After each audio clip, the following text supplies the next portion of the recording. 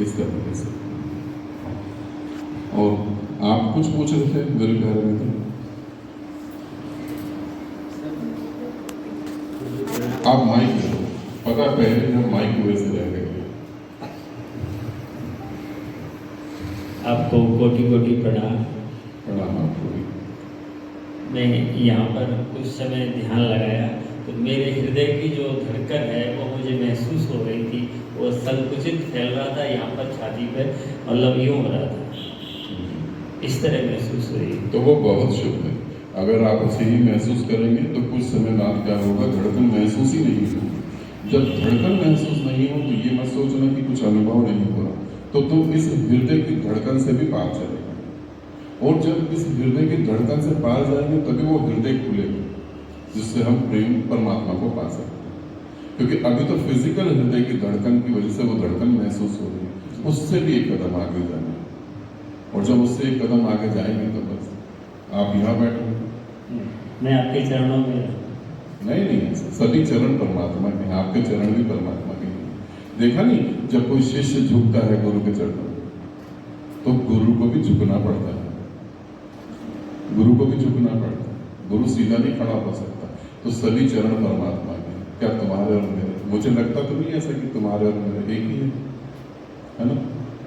तो जब उस हृदय के पार जाओगे तब ये चीजें महसूस होंगी।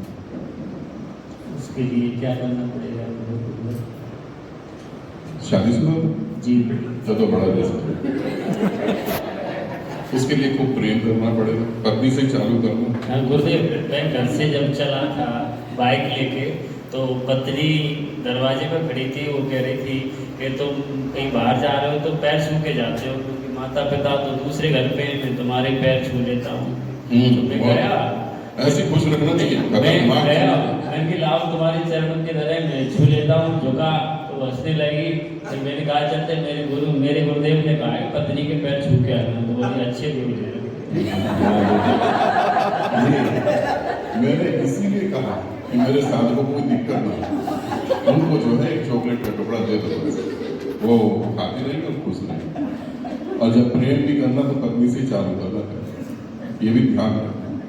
नहीं तो वो जरा सा तुम मुस्कुराए, उसने तुरंत बंदूक निकाल कर रख देनी कि क्यों बिना कारण उसको बताया है कि ये ध्यान में ही जा रहे हैं, कहीं दूसरी जगह तो नहीं जा रहे, दूसरी जगह नहीं जा रहा। गुरुदेव, रात को मैंने एक सपना देखा कि जो 3 वोल्टेज होता है, ट्रांसफार्मर होता है, उसके तार लगा रहा था। एक बार लगाया, दूसरी बार लगाया तो जो 3 फेस होते हैं वो तीनों फिर ओके ही हो गए। और एक तरह बहुत ऊंचाई पे मिठाइयों के ढेर लगे हुए थे, छप्पर। वो मिठाई, कुछ मिठाइयाँ जो ढकी हुई थी वो मुझे पसंद थी, लेकिन वो ढक रही थी। बाकी जो उगारी रखी थी बिना ढकी रखी थी, क्योंकि ये तो मतलब मिलावट वाला मिठाई है, क्योंकि ये पसंद था। समझो फिर से, जो तुम्हें दिख रहा है वो सब मिलावट वाला, जो ढका हुआ है वही तुम्हारे लिए। अब वो ढका हुआ जो उस पर्दे को उठाने की कोशिश करती है ना, और जो दिख रहा है तो वो तो मिलावट वाला है। और सच में हमारे जितने भी रिश्ते हैं, चाहे हम कुछ भी कहते हैं, वो सभी मिलावट है, सभी स्वार्थ है, और कुछ भी नहीं है। वह स्वार्थ, झूठ, धोखा, यही सब है। चाहे हम कितना भी कहते रहे हम अपनी पत्नी को प्रेम करते हैं, अपने पति को प्रेम करते हैं, सब यही है और कुछ। 24 घंटे के लिए अगर हमारे यहाँ फिल्म चल रही है तो सभी लोग सड़क पर खड़े हुए नजर आएंगे, घर में कोई भी नहीं होगा, हम सभी देख लेंगे किसके दिमाग में क्या चल रहा है। 24 घंटे हम अपने घर के अंदर अपने घर के लोगों के साथ सच बोल दे एक बार तो पक्का वो व्यक्ति सड़क पे आ जाए। कुछ झूठ बोलना भी जरूरी है। झूठ ही बोलना जरूरी है, कुछ नहीं, तभी काम चल पाएगा, तभी काम चल पाएगा। तो ये तो तुम समझ जाओगे, परमात्मा तुम्हें बता रहा है जो दिख रहा है वो तो तुम्हारा नहीं है, जो नहीं दिख रहा अब उसके पास कैसे पहुंचना है, तो वो ध्यान करके ही पहुंच पाओ। मैं ध्यान करता हूँ तो विचार बहुत आते हैं, विचार तो चलते हैं। विचार तो आएंगे, मेरे को आ रहे हैं, तभी तो मैं तुम्हें बोल रहा हूँ। विचार आना एक अलग बात है, विचारों से जुड़ जाना एक अलग बात है ना। तो हमें जुड़ना नहीं है, विचार तो आएंगे, विचार नहीं आएगा तो हम पागल हो जाएंगे। विचारों से जुड़े नहीं, उनका कोई असर ना पड़े अपने ऊपर, उसके लिए एक छोटा सा उदाहरण देता हूँ, उसे समझो। उससे हम जो है इस उदाहरण से ज़्यादा जल्दी समझ पाएंगे। तुम्हारी शादी को कितने साल हो गए? 2008 में हुई थी। फिर तो समझ जाओगे अच्छे तरीके से। अब तुम्हें किसी लड़की से प्रेम हो जाए, है ना, हो भी सकता है, तुम वो भी पर्सनैलिटी तुम्हारी बहुत अच्छी है, तुम्हें किसी लड़की से प्रेम हो जाए तो तुम जो है पत्नी के विचार में ज्यादा उलझोगे या उसके विचार में ज्यादा? बाबूजी मतलब गुरुवर, प्रेम हो गया, चलते चलते सफर में हो गया, तो क्या करें, सामने वाले को जिस लड़की मतलब वो की पत्नी थी और सीट पे बस में बैठ के जा रही थी, मैं भी जा रहा था, उसको मैंने ट्रेन में अपनी सीट दे दी और वो कहे कि नहीं आप तो अच्छे हो, जबरदस्ती बन की मैंने आपको बचाया है, मुझे मत रोकाओ। जब हम किसी से प्रेम करते हैं तो उन विचारों से हम जुड़ जाते हैं, ठीक है ना। अब तुम देखो कि तुम परमात्मा के विचारों से जुड़ जाते हो या संसार के विचारों से जुड़ जाते हो। तो जुड़ने से हम कैसे अलग हो जाएं, तो हमें ये होश रखना चाहिए कि हम जो जीवन जी रहे हैं, क्या हम दोबारा आने के लिए जी रहे हैं या नहीं आने के लिए जी रहे हैं, हम जी क्या रहे हैं, उसके ऊपर तुम थोड़ा सा सोचोगे तो सारी चीजें खत्म हो जाएंगी। अपनी जो चेतना है वो प्रभु की तरफ होनी चाहिए, ना कि जगत की तरफ।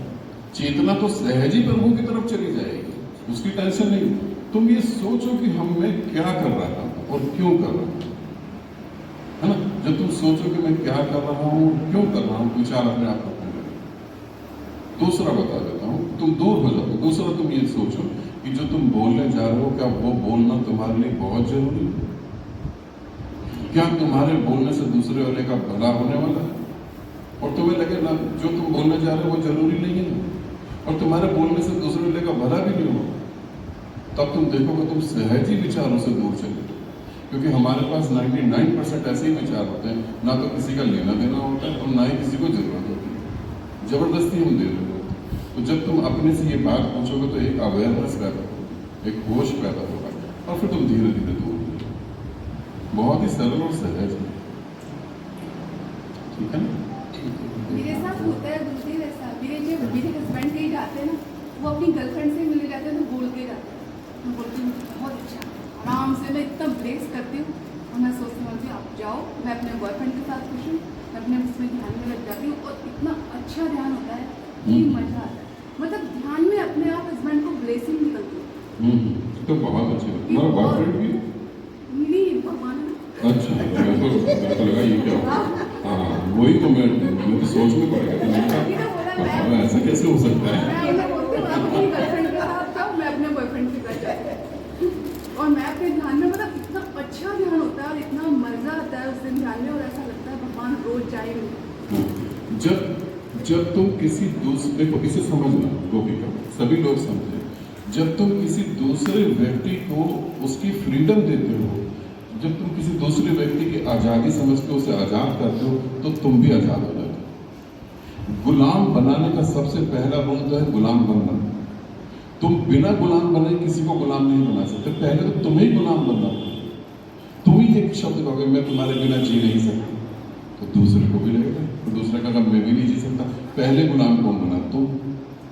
और जब तुम दूसरे को कहोगे तू आज़ाद है भैया, तू जहाँ मर्जी जा, भैया नहीं कहना, जो भी संबंध हो कि तू आज़ाद है ना, फिर तुम देखोगे तुम भी आज़ाद हो, फिर तुम्हें भी फ्रीडम है। जब हम किसी की फ्रीडम छीनते हैं तो हमारी फ्रीडम भी छीन जाती है। और जिसको परमात्मा के साथ एक होना, तो उसको तो दूसरों की फ्रीडम की पूरी ध्यान रखना चाहिए, पूरी रिस्पेक्ट करनी चाहिए। तो ये तो बिल्कुल ठीक है। इतना मतलब उस दिन चेतना का स्तर इतना अच्छा होता है ना, मुझे लगता है भगवान रोज जाएगा। हाँ, तो बहुत अच्छी बात। कौन कहता है तुम पागल हो? ये तो बहुत समझ है। और मेरे हस्बैंड की एक प्रॉब्लम है, वो झूठ नहीं बोलते, तो वो बोलते हैं चाहे बुरा लगे या सही, बता के जाऊंगा, झूठ नहीं बोलते। कहाँ जा रहे हो? झूठ तो मैं भी नहीं बोलता, पूछ लो।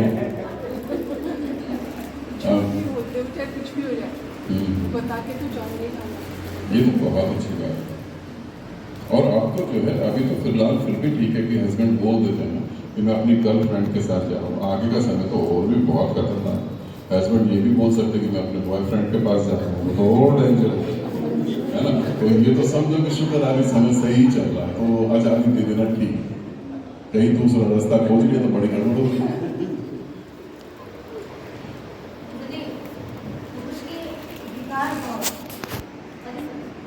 अधिकार भाव को चोट लगी। सिंपल सी बात है, जब किसी के अधिकार भाव को चोट क्यों लगती है? अधिकार भाव अहंकार के कारण पैदा होता है और अहंकार हमेशा गुलामों को पसंद करता है, और जब कोई गुलाम उस पर निकलने लगता है तो उसे चोट लगेगी लगेगी। और जब कोई उसकी गुलामी से मुक्त होता है तो अहंकार जो है वो खुद ही लड़खड़ा जाता है। अहंकार का वजूद क्या है? दूसरों को गुलाम बनाना। और एक राजा का मतलब क्या होता है? उसके पास एक प्रजा होती है। अगर सारी प्रजा भाग गई तो वो राजा कहलाएगा? राजा कहलाएगा नहीं। तो अहंकार के हाथ से जब व्यक्ति निकलने लगता है तो उसे चोट लगती है, तो उसका वजूद खत्म हो रहा होता है। इसलिए अहंकार कभी भी नहीं पसंद करता कि कोई उसके हाथ से निकल जाए। और सबसे ज्यादा अहंकार पति पत्नी के संबंध के बीच में होता है। ये सबसे ज्यादा होता एक पार्ट उसको फ्रीडम देता है, एक पार्ट देता है, एक पार्ट बांध कर रखने की कोशिश करता है। इसीलिए कहते हैं अगर प्रेम को मारना तो शादी करो। प्रेम अपने आप ही मर जाता है, वहां इतना अधिकार पैदा हो जाता है, प्रेम बिल्कुल खत्म हो जाता है। और आजकल के बच्चे बात को समझने लगे, इसलिए वो शादी के खिलाफ होते हैं। क्योंकि जो चीज सही होती है, कि अगर हमारे घर में कोई सही चीज है तो क्यों नहीं हमारे बच्चे खाएंगे? वो खाए नहीं ना। जो चीज सही नहीं है उसे वो नहीं खाएंगे। अब जो चीज उन्हें समझ आ रही है कि शादी जैसी चीज जो है वो बेकार की बात, तो वो उसे एक्सेप्ट ही नहीं करते। हम चाहे कितना भी समझाते रहे, वो एक्सेप्ट ही नहीं करते। उन्हें मालूम है ये बेकार। हम लोग से गलती हो गई, हम अपने माँ बाप से नहीं सीख पाए, मगर वो हम लोगों से सीख चुके, वो समझदार है। हम तो चूक गए। मैं तो देखा ही नहीं अपने पापा को ध्यान से और अपनी मम्मी को, और दादा दादी को भी नहीं देखा, तो फिर मैं तो चूक ही गया। मैंने कहा करो लोग साथ में देख ही, मगर अब मेरी बिटिया देख रही है सारी बात, तो मुझे तो नहीं लगता कि वो शादी करे। ठीक है, जिंदगी को जियो अपनी आज़ादी में, और अंतिम सांस परमात्मा में लेके शरीर को त्याग कर बस खत्म। तो कुछ नहीं।